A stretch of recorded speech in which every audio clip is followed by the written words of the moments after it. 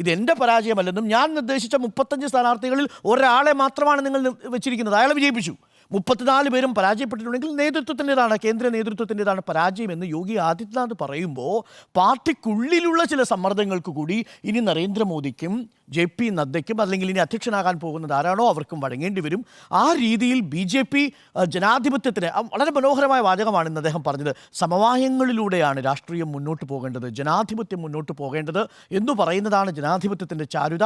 ഞാൻ തുടക്കത്തിൽ സൂചിപ്പിച്ചതുപോലെ 1951-52 കാലഘട്ടങ്ങളിൽ രൂപീകരിക്കപ്പെട്ട നെഹ്റുവിൻ്റെ ആദ്യ മന്ത്രിസഭയിൽ നെഹ്റുവിൻ്റെ ആശയങ്ങൾക്ക് എതിരായി നിന്നവർ പോലും ഒരു ഘട്ടത്തിൽ രാജ്യത്തിൻ്റെ പുരോഗതിയെ കരുതി സമവായങ്ങൾക്ക് കീഴ്പ്പെടുകയും പ്രവർത്തിക്കുകയും ഒക്കെ ചെയ്തിട്ടുണ്ട്.